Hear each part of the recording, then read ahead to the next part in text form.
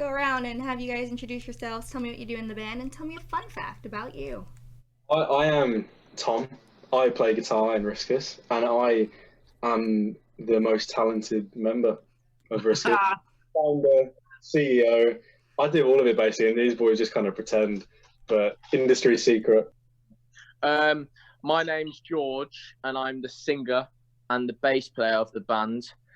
And a fun fact about me, I can do a no-handed, I could do a backflip blindfolded off a house. So parkour. And Yeah, parkour, yeah. parkour. My name is Eve. I also play guitar in Riscas, and on weekends I like to dress up as Merlin, the elephant whisperer. You guys pick your respective instruments. Oh, I don't know. I mean, I went for everything. I played drums for a couple of years, and I just always wanted to play guitar. And then when I was like 14, 15, bought one. The rest is history. Yeah. I think mine was the same with like singing. I was always I grew up in a musical theatre background, so I was always singing, either in shows or whatever. And then I just learnt guitar. So after I learnt guitar and I joined, and we're in the band, we needed a bass player. So I was just like, I'll slap the bass a couple of times. So that's that really. Yeah, and I'm the front man, so. And I've always grown up around instruments with all my family playing, so I just kind of fell into it at a young age. Instruments in the week, Merlin the Wizard on weekends. That's how my life was as a child, and still is now, to be honest.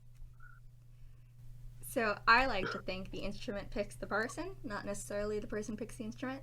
That is true. Because I never thought I'll be playing bass. If you talk to me about 5 years ago, what are you going to do in 5 years' time? I wouldn't tell you that I'll be a singer in a band playing bass.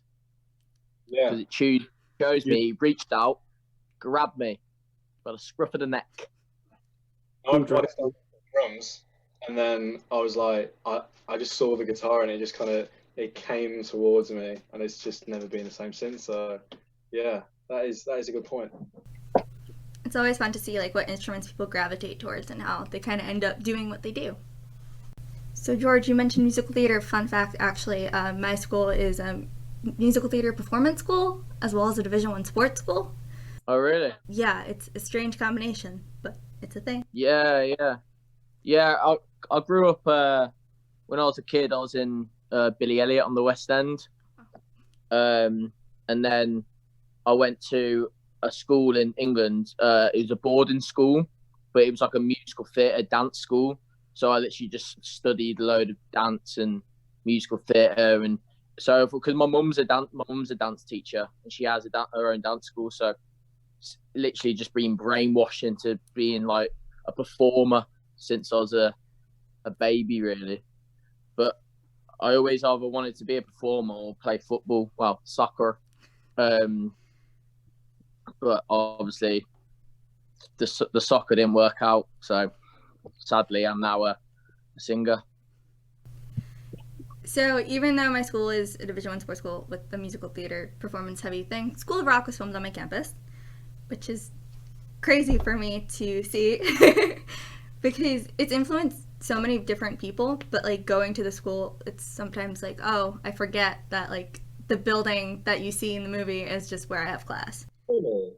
That's mad. That film, honestly, made me want to be in a band. That is one of the most important mate. Yeah, things. exactly the same. That's mad. What? So that building is your school? That's crazy. That's mad. I like asking people this question because I feel like it tells a lot about a person. So what is your favorite album in your personal collection? And by personal collection, I mean you physically own the album. Ooh, God. I think mine's Exodus, Bob Marley, Exodus. I think that's just one of the best albums. But there's loads, but I think that's my favourite album. My first ever album I bought was Love Gun by Kiss. So very opposite, you know what I mean? First opposite. album I bought was Crazy Frog's Greatest Hits. Crazy Hits, I think. One hit. Yeah, but he was covering all tunes. He did covers of Queen. Mm. My first album was McFly. Ooh. Yeah. Unlucky. I think my favourite album in my collection is probably Rumours by Fleetwood Mac.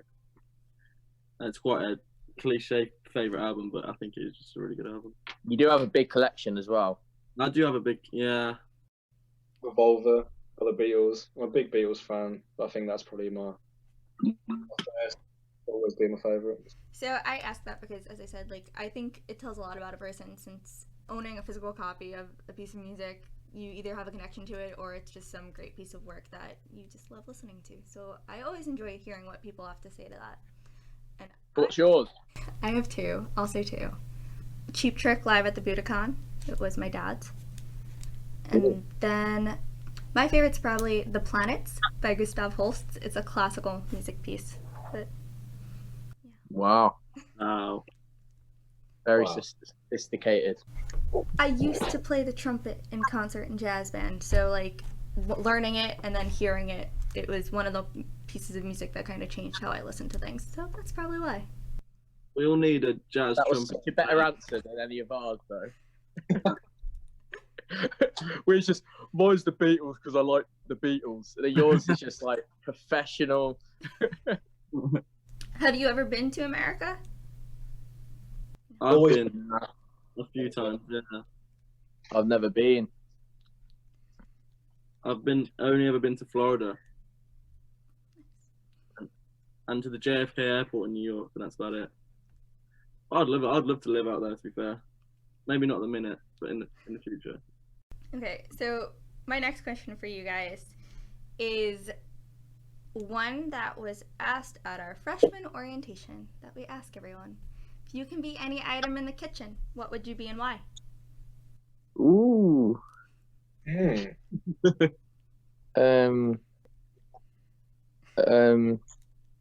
I've got I would be like, I don't know, the tap. So because I clean everything I touch. I would be a kettle because I'm just always bubbling with Just ideas, bubbling with good ideas and bringing.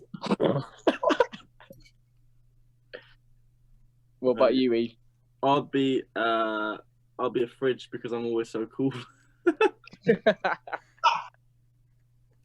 That's good. Yeah. Got better. Kidding. Tom, I thought you would be one of them, one of them garlic crushers, just because you stink. That That's was my, what my second that's what option. popped in my head when I thought of That was you. my second option. Not wrong. Yeah. What about yourself? What would you be? I said I'd be a knife because I have a sharp wit. I rate that. Answer than ours. So. Very violent. It was a very violent answer. I'm not funny, so it was just kind of like a spur of the moment. This sounds cute, but it really is. I have those like, when you first day of school and it's like you got to stand up and say, I hate that. Mm-hmm. I hate Oh. it. And you don't know They know. anyone. I think I nearly cried on the first day of my school. You cried? Nearly, yeah. I was told I was going to be put into a class with my friend, and it never happened. And What are we talking about? Secondary school or primary school? yeah, secondary school, Or kindergarten? first school, College. secondary school. When I was 11, whatever that is. Yeah, I think I cried as well. I don't think I did. Because Yeah. the school was just so big and I was just lost, so I just started crying. Well, that's the thing. You're a very young age to go into a big school, especially with kids Yeah. so much older. Yeah, we have the 3-tier system, so I didn't have that. I had because you have secondary school, don't you? I have first school, middle school, and high school. So I have To an be American fair, but system. I had my first day. I remember I was at school, the big school for a week, and then that's when I moved to London. So, and then I was just doing school in just a classroom with 2 people, in just in a living room. Mad. So that was all right. So I didn't really have You know what I mean? All I had was just that first day, and then that was my memory of my first day. Like, what was the question again? On topic. So for your music, can you describe your sound for me in 3 words? Tropical. sexual. Punch. But like a punch, a drink punch, not a like a prom party punch. Not a contact punch, yeah, but just a little sipple punch. Yeah. But you get a jock putting a bit of whiskey in it. Oh, cheeky jock. Oh, fighting. Cheeky. Yeah, but that's no. People say that our sounds are very tropical. Summery. Yeah, like a summer tropical indie. That's what they call us. That's what we've been called in like reviews and stuff. So tropical, summery, indie goodness. It's fun to see how bands describe themselves because I might not pick the same favorites, and it's nice to hear like what you guys would classify yourselves as, since there's so many genres. Yeah. But genres don't really exist. So. Yeah, I think especially from our last single with Cool to Chill With, it's completely different to like our first ever song, Panic Like Tom. I think the Panic Like Tom tune, that's like a more of a tropical indie like sound, where Cool to Chill With is more of like a jazzy kind of vibe. So it was a different part in our career. You know what I mean? That was like 4 years ago, and we've built up, you know, as a band, and this is kind of where we're at now, and I think we're all really happy and excited. Yeah, and we don't want to stick with just one genre. We want to kind of experiment and do like loads, even if they don't even work out, as long as we try it and experiment, because a lot of bands don't really experiment with their sound. They just stick with their same sound. That's why loads of bands, up-and-coming bands, they don't progress to the next level because they're just so stuck in their ways. They're like an heirloom from 1997. I think even though like you guys are delving into different genres, you still have the same type of like swing sound present in all of your songs, so there's some consistency across the discography, but even though you're trying different things, which is really interesting to listen to. I think you have to keep like, so if people listen to it, they can recognize us as like musicians, because obviously with like my singing voice, if someone knows my singing voice, they'll know it's me, but like the music, it still has that like you said, that nice little groove and that nice like rhythm. And I think it's just like every song we write, we try and make it like really catchy. So because I think catchy songs are just the best songs to listen to, easy listening. So when I play to make something catchy, like, you know, it's not the coolest thing in the world, but like we like making catchy, good, feel good songs. That's just what we do. So. Heard that. So what is your favorite part of a song that you've written? Probably some part in Cool to Chill With. I think in Cool to Chill With, when we finally got the kind of pre-chorus and the chorus, and we finally got it all done with the horn section, everything, and then you hear it and it was like, wow. I think that's like the mine's the same. When the geezers come in, when the guys come in to play the horns and saxophones and all that. And when the first time hearing that, when they mapped it all out and then they recorded it, and it was just like, wow. So these are proper musicians, and we're fake. That's what I've never felt so happy, but then so embarrassed at the same time. So I literally just feel like they're just so amazing, and we're just a bit, especially like, wow, I'm all right, but the other two. It was strange also having someone else on your track, like a professional, like you said, like a professional musician. Yeah. Interpreting something that you wrote and then like playing it back to you. I think that was quite a special moment, because you were like, wow, that's just, I don't know, it was cool the first time working with someone, wasn't it? Like working with other people, like different musicians, but we'll be working with loads more in the next few songs we're going to do, because is the best. Like, because sometimes we have ideas in our head, but for like a saxophone or whatever, but none of us can play saxophone, so it's handy to just have some people you know are going to be great on speed dial, so you can just call them up and get them down. So can you describe the writing process for Cool to Chill With for me? But basically, it was the first time we went into the studio with nothing. Like, normally when we're just practicing at the studio, we just and then go through the songs. We write either write a song or write a chorus or write an idea, and then we go into the studio and we already have something like a base to work from. But this was the first time we went in the studio with nothing, and we just went, right, we want to make a song from scratch, and that's basically what we did. We just mapped out some chords. There were some jazzy chords what we all knew, and it's just we were like, oh wow, these chords would be good for this kind of song. Because we had like the drum beat, because we had decided on the drum beat just for, because normally it's like the drums have got loads of fills and everything like that, where the drum beat in Cool to Chill With is just so straight.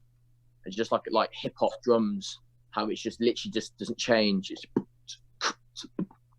and then we had that, and then obviously we just laid down the chords and just built up like that, really.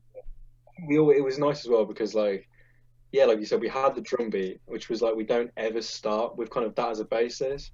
And I remember just like playing those chords and we're like, oh, that's cool. And we all just built up, you know what I mean? We all like chips in with like this and chips in with that, and it all just kind of became like a massive thing.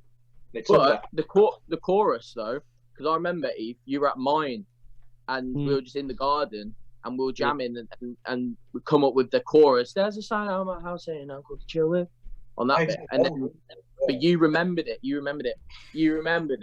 And when we were in the studio and we were like, oh, that would work with this song. So it's just like, it was handy, that was, because they're decent bit of lyric. Yeah. Betty. Yeah, it took ages as well. Like, we spent like months and months and months recording that track, like so long. Yeah, but if you think about it though, yeah, it took a while just because we were having like 2 sessions a month. Yeah. If we would have got it done if we're in the studio for about 10 days, just non-stop, we would have got it done then. That's the only reason why it took so long, is because it was good as well, because like it gave us some breathing room, so we could do a couple of sessions and then come back and be like, oh, we should do this and do this, and then have like fresh ears. So yeah. So on that note, if you could change one thing about the music industry as it is today, what would it be and why? Oh God, where do I start? Put the power in the hands of the people and the musicians, and take away the kind of top tier, because and take away like the musicians, which are just rubbish. You know what I mean? but yet do so well. Like, some of them don't have any talent. Like, especially some of the rappers and even some of the singers. They just look good, and that's why they're successful. But it's just like, especially like nowadays, all this like mumble rapping, like Lil Pump. Like, what does he do? Like, he just drinks lean, smokes weed, and just goes, and he makes millions. You know what I mean? I wish I could do that. Like, fair play to him. If I could just do that and make millions, fair play. But I think that's what I'll change. But yeah, what about you, Ephraim? I think I'll definitely take out the whole shark factor. The fact that every time we've gone somewhere as a band or progressed, we've always encountered people who are just full of lies, who seem to feel that. Oh, mate, yeah. Some people seem to think that offering you the world and telling you that they're the greatest person that you've ever met, and you need them as a band, is something that we've grown to kind of get bored of now. It's so many liars and trustworthy people, and that is what has an effect on bands and stuff, because they stop because they're just like, well, we're not going to be able to get anywhere if we keep meeting these people. They seem look look at us, like Dan, who used to be our drummer. He left because that's basically why he left, because he was just like, we're not getting anywhere. Everyone's just full of lies. And everyone, because as a young band, let's say like a new band, and they're like 16, 17 years old, they're so vulnerable. So like us, when our, I won't name any names, Jizzled, that's what we call him. when he came to our gig, and he was like, yeah, we'll do this. I'll get you signed in a year. We'll do this. We'll do that. We'll do this. We're like, oh my God, this is amazing. This is amazing. Not knowing that this guy has nothing to do with the music industry, doesn't have a clue what he's doing. But yeah, we would put all our trust into this one person, because he was saying all that, he's making all these promises, which were just false. Yeah. So, yeah, but there's so many people like that. So many people just after a quick buck. There's no. I think the management we're with now, Sucker Management's the first time I actually trust someone to be involved with us. You know what I mean? Yeah. First, like, personal people we've come across, and we're like, right, you're okay. So, yeah. So I do have my own consumer side thing that I would like to change about the music industry. It's in relation to Spotify specifically. Don't get me wrong, I do use Spotify every single day, and I think it's great for exposure. But personally, I don't think as a consumer I should be seeing bands' monthly listener counts. I think that should be for the artist and the management team and the business side. I think it sadly influences bills and people's perception of an artist. So that sucks, but that's my own 2 cents. No, to be fair, I agree. To be fair, I think for us, we like seeing that for us, because it's our band, and we like to see like what does well, if a song does well, and it's a sense of achievement which upcoming bands rarely have. So it's kind of nice. But I do understand, like, people might look at a click on a band and they might have 1,000 monthly listeners, and they're like, oh no, forget that then. But they could be the best band in the world, but they'll never know. But we always, me especially, whenever we started off, before we had a lot of monthly listeners, I kind of would always look at the bands we're playing with and stuff, and check out their monthly listeners and see how big they are. I'll judge how big they are on that. And yeah, it's kind of rivalries, and it creates like I think it's a lot different for like someone who's like just a listener compared to someone who's in a band, because a band, it is a very competitive field to be in. You're always competing with people, and that's why I think it's quite important for like them stats, because it makes you, because everybody wants to be better than everyone else, and if that's going to help the artist become better or get better opportunities, then so I'm all for that. But I think for a listener, it's completely different, and I can't really say anything because I'm not a listener. I don't use Spotify, so I'm all that Apple Music. You know what I mean? I think that's free with my contract. Yeah, I think that's a good idea, to be honest, because like as a band, we like to see it, but nobody else needs to see it. And Beyonce's going to have more monthly listeners than like we do. So what's I hope so. Where's our money? You know what I mean? Give me my money. So like you don't need those specifics. You know what I mean? So yeah, that's a cracking idea. I just think it makes the playing field a little bit more even in a sense, because then you're listening to an artist. I would hope more people would do this in general, just listen to an artist because they enjoy the artist. But sometimes, some of my friends do this, they listen to an artist only because they're popular. So yeah. Well, and I think the more popular the music is like a band which has hardly any listeners. They're not going to be on any playlist. They're not going to be on anything. They're not going to have any advertisements on Instagram, or so people can't find their music. Where a lot of people will be scrolling through Instagram or Facebook or whatever, and an advert will come up and they go, "Oh, this sounds nice. I'll go check them out."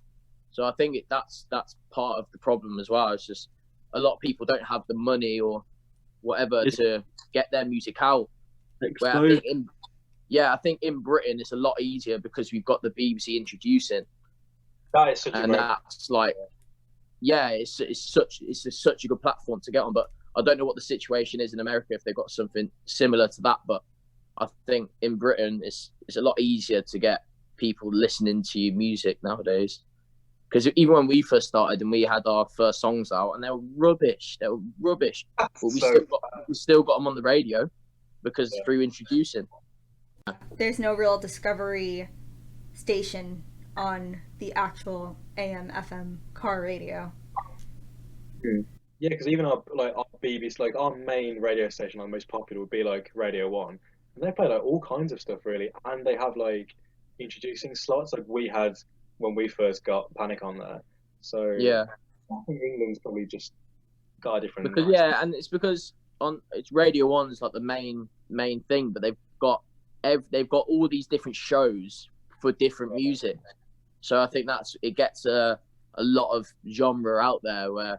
But like I said, I don't know what the situation is in America with the radio stations or whatnot.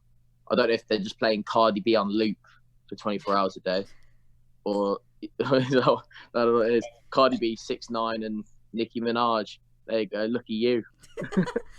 But continuing, we have a question that was created by our PR director Grace that's somewhat related to things we would like to change in the music industry. And the question is, what is your opinion of releasing an artist's unreleased music after they've passed away? Should it be released or should it not? I think it depends. I think it's wrong to just release someone's songs like after they die, unless there was some kind of written consent. Because I think I would hate if like I was working on something and like something happened and I died and someone was just releasing it without my consent, or like put me with like a feature with like Drake, and like, you know what I mean? I don't know.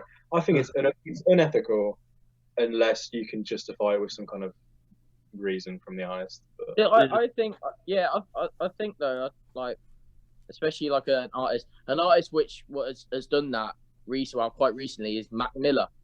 Obviously, he's obviously he was recording that album to release it.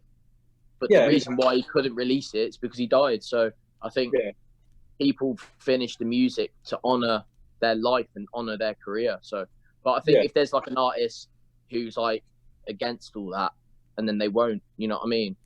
Yeah, like I bet Prince was like, I don't want you to release any more songs, or something like that after he died. Because like you said, you know, when Prince was like, I don't want to be on any like projector or anything, and then bloody Justin Timberlake does it. Yeah, like, exactly. And everyone was like, he didn't want that. So if the artist has made himself like, oh, I don't want you to do that, and then obviously not. But if I died and I have a song, I want you to release it. You know what I mean? I have a projection at next year's like Coachella. It's you. Nice. The reason we ask that question is we have seen it happening more frequently in the industry.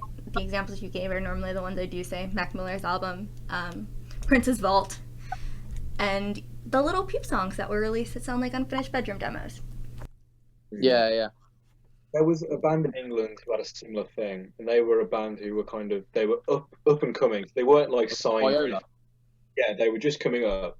They were called Viola Beach, and same thing. Like they died tragically, and then they released this album, and everyone was like, "It sounds awful," but they became like really hugely, successful in the after that. But some of our tunes are good though. I know, that's what I mean. Like they had really good tunes, but I think when they released that album, it just kind of wasn't finished. And it was a shame because like they were a great band, but but I think with someone like that's died, I think they're not releasing the album for like financial gain or for exposure or something like that. They're releasing the album strictly just to honour their lives. I think it's like a memorial which will be there forever. Yeah, it's like there was another band actually as well, and they were like even smaller than that. And I think like we must have played in the same venues, and they were called Hers, and they died like last year sometime. So like it's weird. It happens in a smaller scale as well as like. So one of the things we would like to see and start a discussion about is the concept of artist wills, or actually negotiating this into a contract, since we know every band has a different opinion on what should happen with their songs. Yeah. Are we still talking about death? Yeah. It's a very personal thing though, isn't it? Like, as an artist, you will only want to put out what you're completely happy with, and if you've got 10 songs that you know you have finished and you pass away and you were never going to release them anyway, then I think it's a bit of a, like, being an artist is about having the decision making skills. Yeah. Choose what you want to put out and when you want to put it out and what you want to do with the artwork and all this. And I feel like that is, unless you talk to someone about it before and then you do have something planned to release and then you die, I think leave the memory as what it was. Do you know what I mean? We've got like some tunes that we haven't released because we weren't happy with them, and if we were to tragically die and they were released, and if I for whatever reason was a ghost or something and could see what was going on, I probably wouldn't. I'd just leave it as it is because but we would just finish them as a ghost. Yeah, we'd finish them as a ghost. Yeah, because that's where they got ghost writing from. That'll be in the credits. Yeah, in the contract. Ghost right. Yeah, but is that actual thing in the contract? Because how glue? So we've done this on the contract. We've covered this. Do you want to put a will because you might die? I think that should be in standard contracts because, like, well, I'm not planning on dying anytime soon. Yeah, but neither am most of the people who have died, but it still happened, and it would save a lot of, like, you know what I mean? Because you'd sign a thing and they'd look at it and be like, "Oh." Well, mate, I'm not being funny, mate. If I die, I die. There's nothing I can do about it. Exactly. So it's just one less stress to worry about. If I die, I'm dead. Simple as. Do what you want. Do what you want with me. I'd haunt Jizzled. I don't know. I don't know. I was gonna say I'll be in heaven, but I'll probably be in hell. I'll just be exploring the world, mate. Exploring the Area 51, exploring time, exploring space. If you're a ghost, you can do anything, can't you? I'm saying I'll just go and visit history and see what it was like. You know what I mean? Move around, do this, do that. Yeah. If you've got forever to live as a ghost, then you're gonna do everything, aren't you? Because you would. Why don't you just do that now? Because I can't. Because he's not dead. No, I mean, you can still travel when you're alive. Go interrailing or something. No, I'm traveling. I'm talking about time traveling. This has got out of hand now. Yeah, I would do. To be fair, I'll join you, mate. If we die together, mate, I'll join you on that quest. Good old Merlin. My next question for you guys is, what is the weirdest or funniest question you've ever been asked in an interview, and can you please answer it when you tell me the question? Most of our interviews are quite standard. Yeah, apart from when there was a rumor going around about Tom that he only had that he only had 3 toes on his foot, and one of the we were in an interview in it, and she was like. She looked at him like all weird, like, because she was fine with. She was looking at me and she's looking at Eve, going, "Oh, nice to meet you, nice to meet you." And Tom went, "Oh, nice to meet you," and she just went, "Don't, no." Do you? And then she went, "Do you really have 3 toes?" And Tom went, "Oh, no. I mean, I've 5. I've got 5." So, I'm sorry to interrupt this totally true story, but the funniest thing we have been. Do you remember when we did that interview when we were going to Russia? And we were in the conference, and they were asking you a question about like Eve's name, and you were saying it. Do you remember that? That was good. We went to Russia last year to play some festivals out there and just have a bit of a whale of a time. And we did a press conference with the festival directors and the press over in Russia, and we were in a big like hall of people. Yeah, we're in a big hall of people on the Skype, and they were asking about my name because my name's Ephraim. It's quite not a very popular name. Very biblical. Very old, yeah, the biblical name, and they were asking about it and what it means, and George just piped up and said, "Oh, it's a typical female name in England. It's typically female." Like a Russian laugh. Yeah, or when we're on the news, and they caught me swearing on the news. Yeah, that we was were funny. We're on BBC News, the main news in the whole of the UK, and we were doing an interview, and we thought the camera was off, and George, for whatever reason, thought that he'd stick his middle fingers up to test if the camera was really working or not.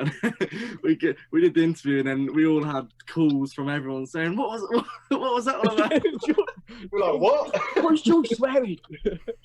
None of us saw it, only George. But I remember I did it, and I looked at the cameraman, and he was going, "No." I was just like, "Oh God, my nan's gonna kill me." But yeah, by the way, Tom doesn't have 3 toes. I thought. He's got lovely feet, bit hairy, but they're lovely. Cheers, mate. Nice little moral to that story. How he circled back to. Yeah, That was the question. It's been answered in some capacity, so it's fine. Yeah, probably got a few answers to pick from. Pick a mix. How have you guys been spending quarantine? Are y'all still in quarantine? Yeah. Yeah, lockdown. We're sort of coming out of it now. We're allowed out of the house and to see our families and stuff now, and the shops have just opened today, but the restaurants are still closed. It's a bit of a weird one. I've been enjoying it. It's great. I think everyone needed it, to be honest with you. I think everyone needed a bit of time to calm down and unwind from Yeah. Although the tragic circumstance, it's been like a bit of a blessing in a way, because I think it's just giving everyone time to just literally stop everything and kind of just. Yeah. But I think we're just the lucky ones, really, because none of us have really got an important job or anything that requires us to be a key worker. If one of us was a doctor or a nurse, lummin' heck. Yeah, that wouldn't be. It's mad. So some people have just been, a load of businesses have just been wrecked, and people, obviously, all the people that died, it's been horrible. But I think we're just one of the lucky ones, really. It's just you basically just have to just stay in our own house. Yeah, that's it, really. Yeah. But it's easing though. I think we'll probably be in lockdown for another 3 weeks or something like that. A bit longer than that, mate. I reckon at least. Mate, I think because we're in the studio in a couple of weeks. Yeah, true. You know what I mean? And I think as soon as restaurants open, that's when you're all right. Well, if the restaurants are open, everything must be all right. Thing which will mean lockdowns are over is gigs all happen again, because a gig is the worst possible place for infection. Yeah, dirty, wetty, dirty. When you're always spitting on the floor as well. Rank. And when stadiums, sports go back to normal as well, because all the next week. I missed the football, soccer. I missed. Yeah, obviously there's no crowds, is there? So it's just a real sport. Yeah. What's it like over there? Is it Staten Island, New York? Is it you're in? Yeah. What's it like in? That was quite bad, isn't it? Yeah. Yeah. I should probably preface, I live on Staten Island, which is part of New York City. So it's a lot of trees.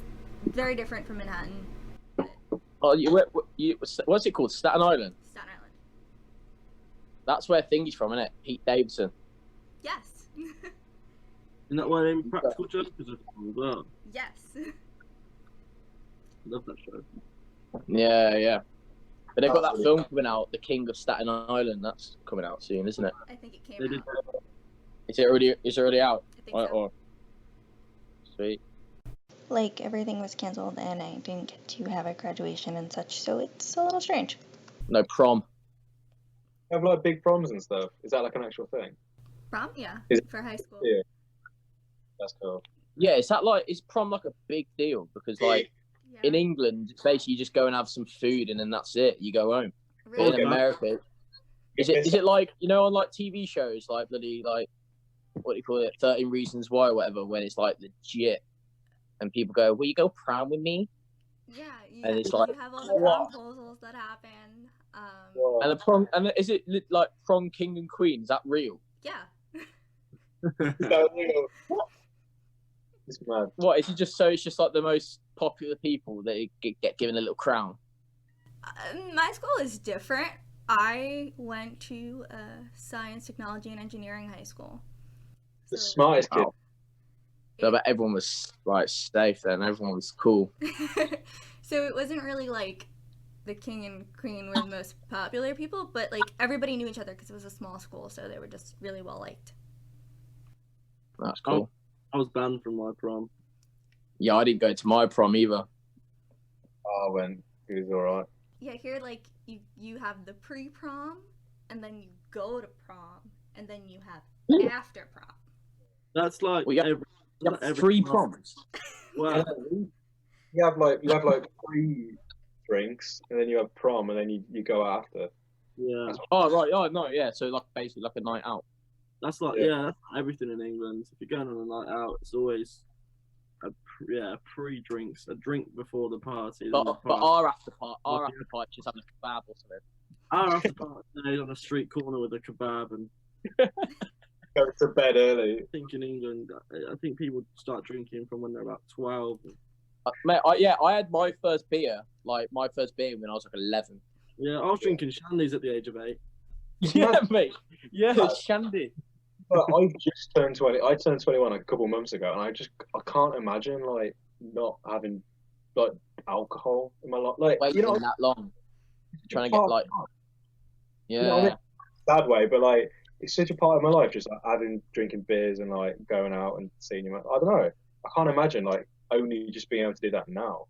Well, I think England's just a big drinking country, especially for beer and ale. Yeah, like like in America, isn't like Bud Light like a big thing where if you were caught drinking Bud Light in the UK, you would be arrested. Slapped out your hands. Yeah, you get slapped out your hands. Hey, when I go, you get a nice bottle of hobgoblin shoved in your face. Hey, Bud Light's cheapest thing in spoons is a Bud Light. Yeah, it's all water. Yeah, it tastes horrible, but like. So I'm 22, and I took a class in college called The History of Beer Brewing and Drinking in American History. I bet that was a big class. We brewed our own 16th century ale. Wow. And we went to a brewery and we watched them make beer. And then we went to the oldest tavern in New York. That was cool. What musicians inspire you to be a better musician? Ooh, I have one. He's quite a new guy. You might know him. He's called Jacob Collier. Oh, I've heard of him. Yeah. I just think he's one of the most talented musician I've ever seen. He's a genius. Or I've never seen him live, but yeah, he's literally just a musical genius. So I think him. What about you, Thomas? I can't really think of like but no, I think the thing which makes me like the most inspired, like music wise, is like just going to like a random gig. It doesn't matter where it is or like what level. It's like a random gig on like a weekend and just like seeing a random band, and especially if they're like a bit younger, because it just like it reminds you like why you kind of started playing and stuff. You know what I mean? And you kind of see it and you're like, oh, I can't wait to get back and like practice now. And it kind of reaffirms all the things you kind of love about music. I think that's what inspires me the most. I reckon, like seeing other people doing it, especially on like a kind of similar age range and kind of level and stuff. But, yeah. So you just said seeing a band full of kids is your inspiration. I watch School of Rock and I'm like, yeah, what a bit. Yeah. This is, you know what I mean? I'd say for me, there's a dude called Corey Wong who plays guitar in a band called Wolfpack, and they sold out like Madison Square Gardens with no management or label. They're just really, really cool band, man. And he's just a sick guy. He's just really good. Like someone you look at and you're like, I wish I was that good. They're Yeah. Be following, I'd say. Like good songwriting. Imagine just like completing an instrument, like you could literally just play anything. Yeah, like playing the Fire of the Flames on Guitar Hero on Expert. Yeah. Yeah. Good. Actually, at guitar. Right. What's the guy called? Oh, I can't remember his name. He's quite young. He does songs with like Wiz Khalifa and stuff. He did that song about Charlie Puth? yeah, Charlie Puth. Now he's legit. Like he is legit. He's got that perfect pitch and he can literally just play anything. Like it's mad. Yeah, and it's just like if you listen to one of his songs, it's just a pop song, but he is a talented young specimen. He writes songs for loads of people, doesn't he? He wrote songs for 5 Seconds of Summer and stuff. And Yeah, I bet he's getting P, mate. He's getting money. songs coming out of his ears. Mm. Maybe we should hook up and give him a call. Yeah, I'll give him a little whack him a little cool one. And now, my last question for you guys is, what are your goals for 2020? You can do the year or the decade, because the year's kind of been canceled. Yeah, well, the goal for the year is to survive. I think that's the main goal for everyone. I think for the decade, it's just keep progressing as the band and just that's basically it, really. Just trying to just be better and keep making music. Stay happy is a big factor. By 2030, I want 100 million in the bank. I want a nice car. I want Merlin the Elephant Wizard to have his own TV show, and I want to have my own daytime TV show. And that's how I see it being. That's the Elephant Wizard. No, but I think we just want to.